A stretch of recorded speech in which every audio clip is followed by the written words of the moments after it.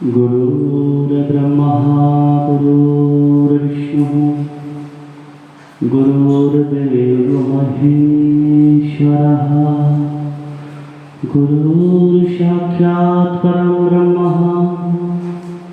तस्मै श्री गुरुवे नमः। सच्चिदानन्दरूपाय विष्णुर्पत्यादिहेतवे तापत्रे विनाशाय श्रीकृष्णाय वयं नमः।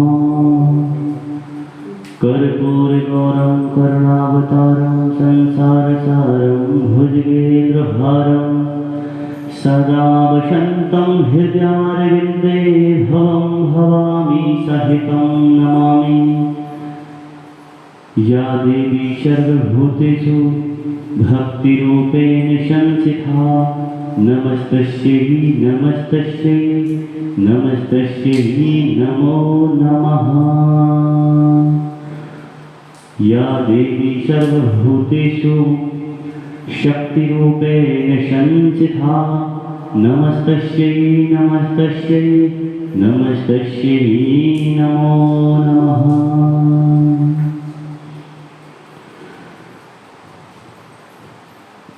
श्रीमद् भागवत महापुराण षष्ठ स्कंध पहला अध्याय अजामिलोपाख्यान का प्रारंभ। राजा परीक्षित ने कहा, भगवान आप पहले द्वितीय स्कंद में निर्वृत्ति मार्ग का वर्णन कर चुके हैं तथा यह बतला चुके हैं कि उसके द्वारा अर्चरादि मार्ग से जीव क्रम से ब्रह्मलोक में पहुंचता है और फिर ब्रह्मा के साथ मुक्त हो जाता है। मुनिवर, इसके सिवा आपने उस प्रवृत्ति मार्ग का भी तृतीय स्कंद में भली भांति वर्णन किया है, जिससे त्रिगुणमय स्वर्ग आदि लोकों की प्राप्ति होती है और प्रकृति का संबंध न छूटने के कारण जीवों को बार बार जन्म मृत्यु के चक्कर में आना पड़ता है। आपने यह भी बतलाया है कि अधर्म करने से अनेक नरकों की प्राप्ति होती है और पांचवें स्कंद में उनका विस्तार से वर्णन किया भी है। चौथे स्कंद में आपने उस स्कंद मनवंतर का वर्णन किया जिसके अधिपति स्वयंभू मनु थे। साथ ही चौथे और पांचवें स्कंद में भी प्रियव्रत और तानपात के वंशों तथा चरित्रों का एवं दीप वर्ष समुद्र पर्वत नदी उद्यान और विभिन्न द्वीपों के वृक्षों का भी निरूपण किया है।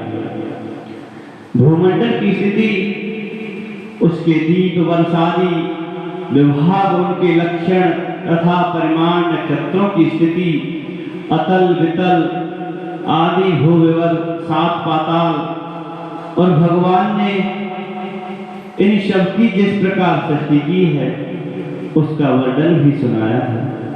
महाभाग, अब मैं यह उपाय जानना चाहता हूं कि जिसके अनुष्ठान से मनुष्यों को अनेक भयंकर यातनाओं से पूर्ण नरक में जाना पड़े, आप कृपा करके यह यातनाओं से नरक में जाना ना पड़े उसका कोई उपदेश हमें बतलाइए। श्री सुखदेव जी ने कहा,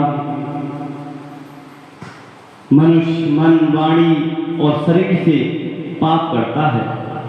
यदि वह उन पापों का इसी जन्म में प्रायश्चित न कर ले तो मरने के बाद उसे अवश्य ही उन भयंकर यातनापूर्ण नरकों में जाना पड़ता है, जिनका वर्णन मैंने तुम्हें पांचवें स्कंद के अंत में सुनाया है। इसलिए बड़ी सावधानी और सजगता के साथ रोग एवं मृत्यु के पहले ही शीघ्र से शीघ्र इन पापों की गुणता और लगता पर विचार करके उनका प्रायश्चित कर डालना चाहिए। जैसे मर्मज्ञ चिकित्सक रोगों का कारण और उनकी गुरुता जानकर छटपट उनकी चिकित्सा कर डालता है। राजा परीक्षित ने पूछा, भगवान, मनुष्य राज दंड समाज दंड आदि लौकिक और शास्त्रोक्त नरक गमन आदि परलौकिक कष्टों से यह जानकर भी कि पाप उसका शत्रु है, पाप वासनाओं से विवश होकर बार बार वैसे ही कर्मों में प्रवृत्त हो जाता है, ऐसी अवस्था में उसके पापों का प्रायश्चित कैसे संभव है? मनुष्य कभी तो प्रायश्चित आदि के द्वारा पापों से छुटकारा पा लेता है, कभी फिर उन्हें ही करने लगता है। ऐसी स्थिति में मैं समझता हूं कि जैसे स्नान करने के बाद धूल डाल लेने के कारण हाथी का स्नान व्यर्थ हो जाता है, वैसे ही मनुष्य का प्रायश्चित करना भी व्यर्थ है। श्री सुखदेव जी ने कहा, वस्तुतः कर्म के द्वारा ही कर्म का निर्वीज नाश नहीं होता, क्योंकि कर्म का अधिकारी अज्ञानी है। अज्ञान रहते पाप वासनाएं सर्वथा नहीं मिट सकती, इसलिए सच्चा प्रायश्चित तो तत्व ज्ञान ही है। जो पुरुष केवल सुपथ्य का ही सेवन किया करते हैं, उसे रोग अपने वश में नहीं कर सकते। वैसे ही परीक्षित, जो पुरुष नियमों का पालन करता है, वह धीरे धीरे पाप वासनाओं से मुक्त कल्याणप्रद तत्व ज्ञान प्राप्त करने में समर्थ होता है। जैसे बांसों के झुरमुट में लगी आग बांसों को जला डालती है, वैसे ही धर्मज्ञ और श्रद्धावान धीर पुरुष तपस्या, ब्रह्मचर्य, इंद्रिय दमन, मन की स्थिरता, दान, सत्य, वायु, भीतर की पवित्रता तथा यम एवं नियम, इन 9 साधनों से मन, वाणी और शरीर द्वारा किए गए बड़े से बड़े पापों को भी नष्ट कर देते हैं। भगवान की शरण में रहने वाले भक्तजन जो निर्दयी होते हैं, केवल भक्ति के द्वारा अपने सारे पापों को उसी प्रकार भस्म कर देते हैं जैसे सूर्य कोहरे को। परीक्षित, पापी पुरुष की जैसी शुद्धि भगवान को आत्मसमर्पण करने से और उनके भक्तों का सेवन करने से होती है, वैसी तपस्या आदि के द्वारा नहीं होती। जगत में यह भक्ति का पंथ ही सर्वश्रेष्ठ भय रहित और कल्याण स्वरूप है, क्योंकि इस मार्ग पर भगवत परायण सुशील साधु जन चलते हैं। परीक्षित, जैसे शराब से भरे घड़े को नदियां पवित्र नहीं कर सकती, वैसे ही बड़े बड़े प्रायश्चित बार बार किए जाने पर भी भगवत मुख मनुष्य को पवित्र करने में असमर्थ है। जिन्होंने अपने भगवत गुणानुरागी मन और मधुकर को भगवान श्री कृष्ण के चरणविंद मकरंद का एक बार पान करा दिया है, उन्होंने सारे प्रायश्चित कर लिए हैं। वे स्वप्न में भी यमराज और उनके वासधारी दूतों को नहीं देखते हैं, फिर नरक की तो बात ही क्या। परीक्षित, इस विषय में महात्मा लोग एक प्राचीन इतिहास कहा करते हैं। उनमें भगवान विष्णु और यमराज के दूतों का संवाद है। तुम मुझसे उसे सुनो। कान्यकुब्ज नगर कन्नौज में एक दासी पति ब्राह्मण रहता था। उसका नाम था अजामिल। दासी के संसर्ग से दूषित होने के कारण उसका सदाचार नष्ट हो चुका था। वह पतित कभी बटोरियों को बांधकर उन्हें लूट लेता था, कभी लोगों को जुए के छल से हरा देता था, किसी का धन धोखाधड़ी से ले लेता था तो किसी का चुरा लेता था। इस प्रकार अत्यंत निंदनीय वृत्ति का आश्रय लेकर वह अपने कुटुंब का पेट भरता था और दूसरे प्राणियों को बहुत ही सताता था। परीक्षित, इसी प्रकार वह वहां रहकर दासी के बच्चों का लालन पालन करता रहा। इस प्रकार उसकी आयु का बहुत बड़ा भाग 88 वर्ष बीत गए। बूढ़े अजामिल के 10 पुत्र थे। उनमें सबसे छोटे का नाम था नारायण। माँ बाप उससे बहुत प्यार करते थे। वृद्ध अजामिल ने अत्यंत मोह के कारण अपना संपूर्ण हृदय अपने बच्चे नारायण को सौंप दिया था। वह अपने बच्चे की तोतली बोली सुन सुनकर तथा बाल सुलभ खेल देखकर फूला नहीं समाता था। अजामिल बालक के स्नेह बंधन में बंध गया था। जब वह खाता है तब उसे भी खिलाता था, जब पानी पीता तो उसे भी पिलाता था। इस प्रकार वह अक्सर मूढ़ हो गया था। उसे इस बात का पता न चला कि मृत्यु मेरे सिर पर आ पहुंची है। वह मूर्ख इसी प्रकार अपना जीवन बिता रहा था कि मृत्यु का समय आ पहुंचा। अब वह अपने पुत्र बालक नारायण के संबंध में ही सोचने विचारने लगा। इतने में अजामिल ने देखा कि उसे ले जाने के लिए अत्यंत भयावह 3 यमदूत आए हैं। उनके हाथों में फांसी है, मुख टेढ़े मेढ़े हैं, शरीर के रोए खड़े हुए हैं। उस समय बालक नारायण वहां से कुछ दूरी पर खेल रहा था। यमदूतों को देखकर अजामिल अत्यंत व्याकुल हो गया और उसने बहुत ऊंचे स्वर से पुकारा, नारायण। भगवान के पार्षदों ने देखा कि यह मरते समय हमारे स्वामी भगवान नारायण का नाम ले रहा है, उनके नाम का कीर्तन कर रहा है। अतः वे बड़े वेग से झटपट वहां आ पहुंचे। उस समय यमराज के दूत दासीपति अजामिल के शरीर में से उसके सूक्ष्म शरीर को खींच रहे थे। विष्णु दूतों ने उन्हें बलपूर्वक रोक दिया। उनके रोकने पर यमराज के दूतों ने उनसे कहा, अरे धर्मराज की आज्ञा का निषेध करने वाले तुम लोग कौन हो? तुम किसके दूत हो? कहां से आए हो? और इसे ले जाने में हमें क्यों रोक रहे हो? क्या तुम लोग कोई देवता हो, उपदेवता हो अथवा सिद्ध श्रेष्ठ हो? हम देखते हैं कि तुम सब लोगों के नेत्र कमल दल के समान कोमलता से भरे हुए हैं। तुम पीले पीले रेशमी वस्त्र पहने हो, तुम्हारे सिर पर मुकुट, कानों में कुंडल और गलों में कमल के हार लगा रहे हैं। शव की नई अवस्था है, सुंदर सुंदर 4 भुजाएं हैं। सभी के कर कमलों में धनुष, तरकस, तलवार, गदा, शंख, चक्र, कमल आदि सुशोभित हैं। तुम लोगों की अंग कांति से दिशाओं का अंधकार और प्राकृतिक प्रकाश भी दूर हो रहा है। हम धर्मराज के सेवक हैं, हमें तुम लोग क्यों रोक रहे हो? श्री सुखदेव जी कहते हैं, परीक्षित, जब यमदूतों ने इस प्रकार कहा तब भगवान नारायण के आज्ञाकारी पार्षदों ने हंसकर मेघ के समान गंभीर वाणी से उनके प्रति यूं कहा। भगवान के पार्षदों ने कहा, यमदूतों, यदि तुम लोग सचमुच धर्मराज के आज्ञाकारी हो तो हमें धर्म का लक्षण और धर्म का तत्व सुनाओ। दंड किस प्रकार दिया जाता है? दंड का पात्र कौन है?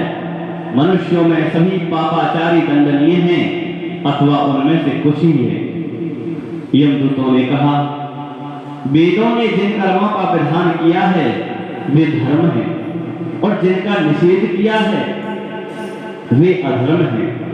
वेद स्वयं भगवान के स्वरूप हैं, वे उनके स्वाभाविक श्वास प्रवास एवं स्वयं प्रकाश ज्ञान है, ऐसा हमने सुना है। जगत के रजो में, सत्व में, तमो में सभी पदार्थ, सभी प्राणी अपने परम आश्रय भगवान में स्थिर रहते हैं। वेद ही उनके गुण, नाम, कर्म और रूप आदि के अनुसार उनका यथोचित विभाजन करते हैं। जीव शरीर अथवा मनोवृत्तियों से जितने कर्म करता है उसकी साक्षी रहते हैं। सूर्य, अग्नि, आकाश, वायु, इंद्रियां, चंद्रमा, संध्या, रात, दिन, दिशाएं, जल, पृथ्वी, काल और धर्म, इनके द्वारा अधर्म का पता चल जाता है और तब दंड के पात्र का निर्णय होता है। पाप कर्म करने वाले सभी मनुष्य अपने अपने कर्मों के अनुसार दंडनीय होते हैं।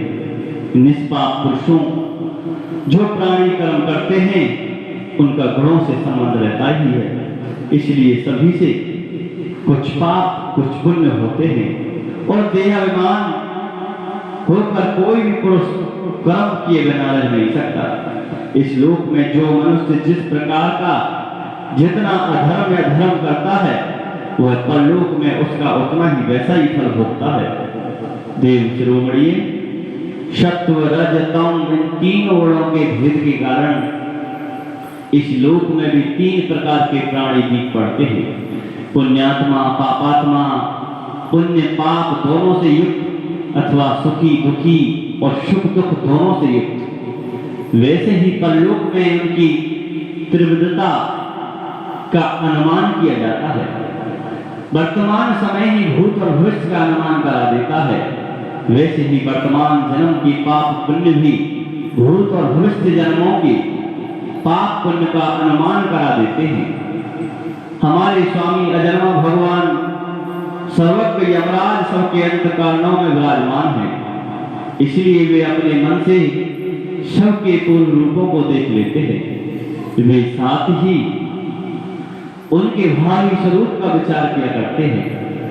जैसे सोया हुआ ज्ञानी पुरुष स्वप्न के समय प्रतीत हो रहे कल्पित शरीर को ही अपना वास्तविक शरीर समझता है, सोए हुए अथवा जागने वाले शरीर को भूल जाता है। वैसे ही जीव अपनी पूर्व जन्मों की याद भूल जाता है और वर्तमान शरीर के सिवा पहले और पिछले शरीरों के संबंध में कुछ नहीं जानता। सिद्ध पुरुषों, जीव इस शरीर में 5 कर्मेंद्रियों से लेना देना, चलना फिरना, काम करना आदि 5 ज्ञानेंद्रियों से रूप रस आदि 5 विषयों का अनुभव करता है और 16वें मन के तथा 17वां वह स्वयं मिलकर अकेले ही मन, ज्ञानेंद्रिय और कर्मेंद्रियां इन तीनों के विषयों को भोगता है। जीव का यह 16 कला और सत्वादि 3 गुणों वाला लिंग शरीर अनादि है। यही जीव को बार बार हर्ष, शोक, भय और पीड़ा देने वाले जन्म मृत्यु के चक्कर में डालता है। जो जीव अज्ञानवश काम, क्रोध, लोभ, मोह, मद, मत्सर इन 6 शत्रुओं पर विजय प्राप्त नहीं कर लेता, उसे इच्छा न रहते हुए भी विभिन्न वासनाओं के अनुसार अनेकों कर्म करने पड़ते हैं। वैसी स्थिति में वह रेशम के कीड़े के समान अपने को कर्म के जाल में जकड़ लेता है और इस प्रकार अपने हाथों मोह का शिकार बन जाता है। कोई शरीर भारी जीव बिना कर्म किए कभी एक क्षण नहीं रह सकता। प्रत्येक प्राणी के स्वाभाविक गुण बलपूर्वक विवश करके उससे कर्म कराते रहते हैं। जीव अपने पूर्व जन्मों के पाप पुण्य में संस्कारों के अनुसार स्थूल और सूक्ष्म शरीर प्राप्त कर लेता है। उसकी स्वाभाविक एवं प्रबल वासनाएं कभी उसे माता के जैसा स्त्री रूप बना देती हैं तो कभी पिता के जैसा पुरुष रूप बना देती है। प्रकृति का संसर्ग होने से पुरुष अपने को अपने वास्तविक स्वरूप के विपरीत लिंग शरीर मान बैठा है। यह विपर्य भगवान के भजन से शीघ्र दूर हो रहा है। देवताओं, आप जानते ही हैं कि यह अजामिल बड़ा शास्त्रज्ञ था। शील, सदाचार और सद्गुणों का तो एक खजाना ही था। ब्रह्मचारी, विनयी, जितेंद्रिय, सत्यनिष्ठा, मंत्रवेत्ता और पवित्र भी था। इसलिए गुरु, अग्नि, यति, पुरुष और वृद्धों की सेवा की थी। अहंकार तो इसमें था ही नहीं। यह समस्त प्राणियों का हित चाहता उपकार करता था। आवश्यकता के अनुसार ही बोलता और किसी के गुणों में दोष नहीं ढूंढता था। एक दिन यह ब्राह्मण अपने पिता के आदि संसार वन में गया और वहां से फलफूल, समझा तथा कुछ लेकर घर से लौटा। लौटते समय इसने देखा कि एक भ्रष्ट शूद्र जो बहुत कामी और निर्लज्ज है, शराब पीकर किसी वेश्या के साथ विहार कर रहा है। वेश्या भी शराब पीकर मतवाली हो रही है। नशे के कारण उसकी आंखें नाच रही हैं, वह अर्धनग्न अवस्था में हो रही है। वह शूद्र उस वेश्या के साथ कभी गाता, कभी हंसता, कभी तरह तरह की चेष्टाएं करके उसे प्रसन्न करता। निष्पाप पुरुषों, शूद्र की भुजाओं में अंगरारी कामोद्दीप की वस्तुएं लगी हुई थी। वह उनमें कुटिलता का आलिंगन कर रहा था। अजामिल उन्हें इस अवस्था में देखकर सहसा मोहित और काम के वश हो गया था। यद्यपि अजामिल ने अपने धैर्य और ज्ञान के अनुसार अपने काम वेग से विचलित मन को रोकने की बहुत चेष्टाएं की, परंतु पूरी शक्ति लगा देने पर भी वह अपने मन को वश में न कर सका। उस वेश्या को निमित्त बनाकर काम पिशाच से अजामिल के मन को ग्रस लिया। इसकी सदाचार और शास्त्र संबंधी चेतनाएं नष्ट हो गई। अब यह मन ही मन उसी वेश्या का चिंतन करने लगा और अपने धर्म से विमुख हो गया। अजामिल सुंदर सुंदर वस्त्र, आभूषण आदि वस्तुएं जिनमें वह प्रसन्न होती ले आता था, यहाँ तक कि इनसे अपने पिता की सारी संपत्ति देकर उसी कुलटा को रिझाया। यह ब्राह्मण उसी प्रकार की चेष्टा करता जिससे वह वैश्य प्रसन्न हो। उस सुचन चारणी कुलटा की तिरछी चितवन ने इसके मन को ऐसा लोभा लिया कि इसने अपनी कुलीन नवयुवती और विवाहिता पत्नी का परित्याग कर दिया। इसके पाप का भी भला कोई सीमा नहीं थी। यह कुबुद्धि न्याय से अन्याय से जैसे भी जहां भी धन मिलता वहीं से उठा लाता था। उस वेश्या के बड़े कुटुंब का पालन करने में यह व्यस्त रहता था। इस पापी ने शास्त्राज्ञा का उल्लंघन करके स्वच्छंद आचरण किया। यह सब पुरुषों के द्वारा निंदित है। इसने बहुत दिनों तक वेश्या के मल समान अपवित्र अन्न से अपना जीवन व्यतीत किया। इसका सारा जीवन ही पापमय है। इसने अब तक अपने पापों का कोई प्रायश्चित भी नहीं किया है। इसलिए अब हम इस पापी को दंडपाणी भगवान यमराज के पास ले जाएंगे। वहां यह अपने पापों का दंड भोगकर शुद्ध हो जाएगा। विष्णु दूतों द्वारा भागवत धर्म निरूपण और अजामिल का परम धाम गमन। श्री सुखदेव जी कहते हैं, परीक्षित, भगवान के नीति निपुण एवं धर्म का मर्म जानने वाले पार्षदों ने यमदूतों का वह अभिभाषण सुनकर उनसे इस प्रकार कहा। भगवान के पार्षदों ने कहा, यमदूतों, यह बड़े आश्चर्य और खेद की बात है कि धर्मज्ञों की सभा में अधर्म प्रवेश कर रहा है, क्योंकि वहां निरपराध और अदंडनीय व्यक्तियों को व्यर्थ ही दंड दिया जाता है, जो प्रजा के रक्षक हैं और शासक हैं, समदर्शी और परोपकारी हैं। यदि वे ही प्रजा के प्रति विषमता का व्यवहार करने लगे तो फिर प्रजा किसकी शरण लेगी? सत्पुरुष जैसा आचरण करते हैं, साधारण लोग भी वैसा ही करते हैं। वे अपने आचरण के द्वारा जिस कर्म को धर्मानुकूल प्रमाणित कर देते हैं, लोग उसी का अनुकरण करने लगते हैं। साधारण लोग पशुओं के समान धर्म और अधर्म का स्वरूप न जानकर किसी सत्पुरुष विश्वास कर लेते हैं, उसकी गोद में से रखकर निर्भय और निश्चित हो जाते हैं।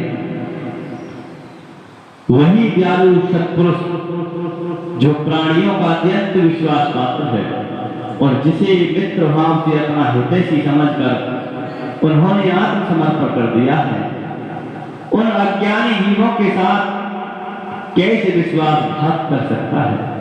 यह तो इसने कोटि कोटि जन्मों की पाप राशि का पूरा प्रायश्चित कर लिया है, क्योंकि इसने विवश होकर ही सही भगवान के परम कल्याण में मोक्ष प्रद नाम का उच्चारण तो किया है। जिस समय जिसने नारायण इन 4 अक्षरों का उच्चारण किया, उसी समय केवल उतने ही इसी पाप की समस्त पापों का प्रायश्चित हो गया था।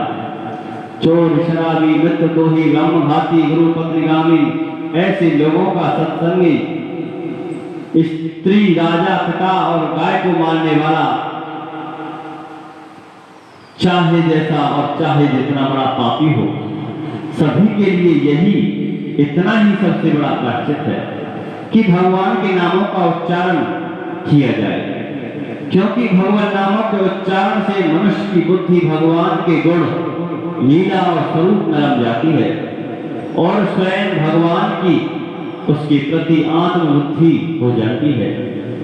बड़े बड़े ब्रह्मवादी ऋषियों ने पापों के बहुत से प्रायश्चित किए, कृच्छ्रदान, चंद्रायण आदि व्रत बतलाए, परंतु उन प्रायश्चितों से पापी की वैसी जड़ से शुद्धि नहीं होती जैसी भगवान के नामों का, उनसे गुप्त पदों का उच्चारण करने से होती है, क्योंकि वे नाम पवित्र कीर्ति भगवान के गुणों का ज्ञान कराने वाले हैं।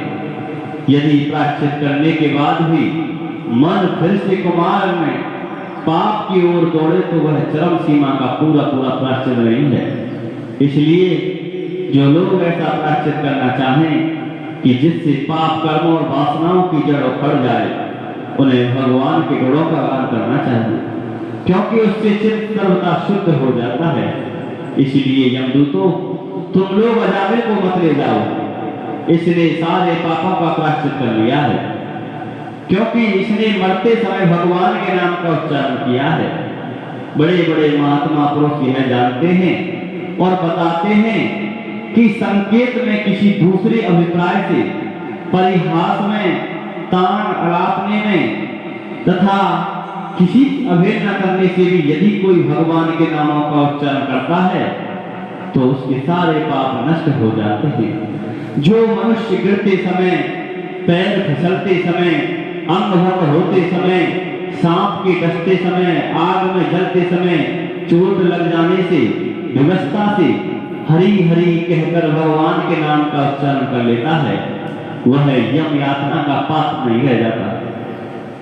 महर्षियों ने जानबूझकर बड़े पापों के लिए बड़े और छोटे पापों के लिए छोटे प्रायश्चित बतलाए हैं। इनमें संदेह नहीं है कि उनकी तपस्या, दान, जप आदि प्रायश्चितों के द्वारा वे पाप नष्ट हो जाते हैं, परंतु उन पापों से मलिन हुआ उसका हृदय शुद्ध नहीं होता। भगवान के चरणों की सेवा वह भी शुद्ध हो जाता है।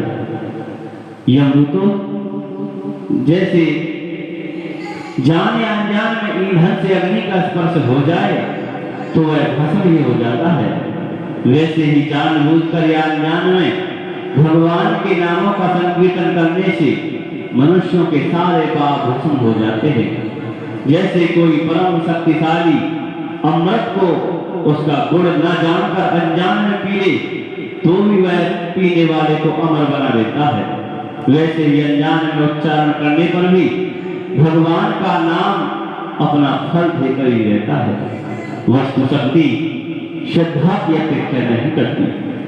श्री सुखदेव जी कहते, राजन, इस प्रकार भगवान के पार्षदों ने भागवत धर्म का पूरा पूरा निर्णय सुना दिया और अजामिल को यमदूतों के पास से छुड़ाकर मृत्यु के मुख से बचा लिया। प्रिय परीक्षित, पार्षदों की यह बात सुनकर यमदूत यमराज के पास गए और उन्हें यह सारा वृत्तांत ज्यों तो सुना दिया। अजामिल यमदूतों के फंदे से छूटकर निर्भय और शुद्ध हो गया। उसने भगवान के पार्षदों के दर्शन जनित आनंद में मग्न होकर उन्हें सिर झुकाकर प्रणाम किया। निष्पाप परीक्षित, भगवान के पार्षदों ने देखा कि अजामिल कुछ कहना चाहता है, तब वे सहसा उसके सामने ही वहीं अंतर्ध्यान हो गए। इस अवसर पर अजामिल ने भगवान के पार्षदों से विशुद्ध भागवत धर्म और यमदूतों के मुख से वेदोक्त का सगुण प्रवृत्ति विषय धर्म का श्रवण किया था। सर्व पापाहारी भगवान की महिमा सुनने से अजामिल के हृदय में शीघ्र भक्ति का उदय हो गया। अब उसे अपने पापों को याद करके बड़ा पश्चाताप हो आ रहा था। अजामिल मन ही मन सोचने लगा, अरे मैं कैसा इंद्रियों का दास हूँ। मैंने एक दासी के गर्भ से पुत्र उत्पन्न करके अपना ब्रह्मात्म नष्ट कर दिया था। यह बड़े दुख की बात है, धिक्कार है, मुझे बार बार धिक्कार है। मैं संतों के द्वारा निंदित हूँ, पापात्मा हूँ। मैंने अपने कुल में कलंक का टीका लगा दिया है। हाय हाय, मैंने अपनी सती एवं अभूत पत्नी का परित्याग कर दिया है और शराब पीने वाली पीड़िता का संसर्ग किया। कितना नीच हूँ। मेरे माँ बाप बूढ़े और तपस्वी थे, वे सर्वथा असहाय थे, उनकी सेवा शुश्रूषा करने वाला और कोई नहीं था। मैंने उनका भी परित्याग कर दिया। ओहो, मैं कितना कृतज्ञ हूँ। मैं अवश्य ही अत्यंत भयावह नरक में गिरूंगा, जिसमें गिरकर धर्म घाती पापात्मा काम पुरुष अनेकों प्रकार की यातनाएं भोगते हैं। मैंने अभी जो अद्भुत दृश्य देखा है, क्या यह स्वप्न है अथवा जागृत अवस्था का प्रत्यक्ष अनुभव है? अभी अभी जो हाथों में फंदा लेकर मुझे खींच रहे थे, वे कहां चले गए? अभी अभी मुझे फंदे में फंसाकर पृथ्वी के नीचे ले जा रहे थे, परंतु 4 अत्यंत सुंदर सिद्धों ने आकर मुझे छुड़ा लिया है। वे अब कहां चले गए? यद्यपि मैं इस जन्म का महापापी हूं, फिर भी मेरे पूर्व जन्मों में अवश्य कोई शुभ कर्म किए हैं, तभी तो मुझे इन श्रेष्ठ देवताओं के दर्शन हुए हैं। उनकी स्मृति से मेरा हृदय अब आनंद से भर रहा है। मैं कुलटागामी और अत्यंत पवित्र हूँ, अपवित्र हो गया हूँ। यदि पूर्व जन्म में मैंने पुण्य ना किए होते तो मरने के समय मेरी जीभ भगवान के मनोमोहक नाम का उच्चारण कैसे कर पाती? कहाँ तो मैं महा कपटी पापी निर्लज्ज और ब्रह्म तेज को नष्ट करने वाला तथा कहाँ भगवान का वह परम मंगलमय नारायण नाम। सचमुच में तो कृतज्ञ हो गया। अब मैं अपने मन और इंद्रिय और प्राणों को वश में करके ऐसा प्रयत्न करूंगा कि फिर अपने को घोर अंधकार में नरक में न डालूं। अज्ञानवश मैंने अपने को शरीर समझकर उसके लिए बड़ी बड़ी कामनाएं की, उनकी पूर्ति के लिए अनेकों कर्म किए। उन्हीं का फल है यह बंधन। अब मैं इसे काटकर समस्त प्राणियों का हित करूंगा, वासनाओं को शांत कर दूंगा, सबसे मित्रता का व्यवहार करूंगा, दुखियों पर दया करूंगा और पूरे संयम के साथ रहूंगा। भगवान की माया ने स्त्री का रूप धारण करके मुझ अधम को फांस लिया है और पीड़ामृत की भांति मुझे बहुत नाश रचाया है। अब मैं अपने आप को उस माया से मुक्त करूंगा। मैंने सत्य वस्तु परमात्मा को पहचान लिया है, अतः अब मैं शरीर आदि में मैं तथा मेरे का भाव छोड़कर भगवान नाम के कीर्तन आदि से अपने मन को शुद्ध करूंगा और उसे भगवान में लगाऊंगा। श्री सुखदेव जी कहते हैं, परीक्षित, उन भगवान के पार्षद महात्माओं का केवल थोड़ी देर के लिए सत्संग हुआ था। इतने से ही अजामिल के चित्त में संसार के प्रति तीव्र वैराग्य हो गया। वे सबके संबंध और मोह को छोड़कर हरिद्वार चले गए। उस देवस्थान में जाकर वे भगवान के मंदिर में आसन से बैठ गए और उन्होंने योग मार्ग का आश्रय लेकर अपनी सारी इंद्रियों को विषयों से हटाकर मन में लीन कर लिया और मन को बुद्धि में मिला दिया।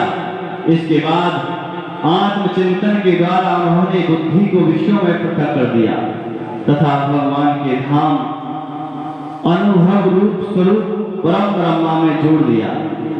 इस प्रकार जब अजामिल की बुद्धि निर्गुणमयी प्रकृति से ऊपर उठकर भगवान के स्वरूप में स्थित हो गई, तब उन्होंने देखा कि उनके सामने से वही चारों पार्षद जिन्हें उन्होंने पहले देखा था खड़े हैं। अजामिल ने सिर झुकाकर उन्हें नमस्कार किया। उनका दर्शन पाने के बाद उन्होंने उस तीर्थ स्थान में गंगा के तट पर अपना शरीर त्याग दिया और तत्काल भगवान के पार्षदों का स्वरूप प्राप्त कर लिया। अजामिल भगवान के पार्षदों के साथ स्वर्ण में विमान पर आरूढ़ होकर आकाश मार्ग से भगवान लक्ष्मीपति के निवास स्थान वैकुंठ चले गए। परीक्षित, अजामिल ने दासी का सहवास करके सारा कर्म धर्म चौपट कर दिया था। वे अपने निंदित कर्म के कारण पतित हो गए थे। नियमों से च्युत हो जाने के कारण उन्हें नरक में गिराया जा रहा था, परंतु भगवान के एक नाम का उच्चारण करने मात्र से उससे तत्काल मुक्त हो गए। जो लोग इस संसार बंधन से मुक्त होना चाहते हैं, उनके लिए अपने चरणों के स्पर्श से तीर्थों को तीर्थ बनाने वाले भगवान के नाम से बढ़कर और कोई साधन नहीं है, क्योंकि नाम का आश्रय लेने से मनुष्य का मन फिर कर्म के पचड़ों में नहीं पड़ता। भगवान नाम के अतिरिक्त और किसी प्रायश्चित का आश्रय लेने पर मन रजोगुण और तमोगुण से ग्रस्त ही रहता है। तथा पापों का पूरा पूरा नाश भी नहीं होता। परीक्षित, यह इतिहास अत्यंत गोपनीय और समस्त पापों का नाश करने वाला है। जो पुरुष श्रद्धा और भक्ति भाव के साथ इसका सिरवड़ कीर्तन करता है वह नरक में कभी नहीं जाता। यमराज के दूत तो आंख उठाकर उसकी ओर देख नहीं सकते। उस पुरुष का जीवन चाहे पाप में ही क्यों न रहा हो, वैकुंठ लोक में उसकी पूजा होती है। परीक्षित, देखो, अजामिल जैसे पापी की मृत्यु के समय पुत्र के बहाने भगवान के नाम का उच्चारण किया, उसे भी वैकुंठ की प्राप्ति हो गई। फिर जो लोग श्रद्धा के साथ भगवान नाम का उच्चारण करते हैं उनकी तो बात ही क्या।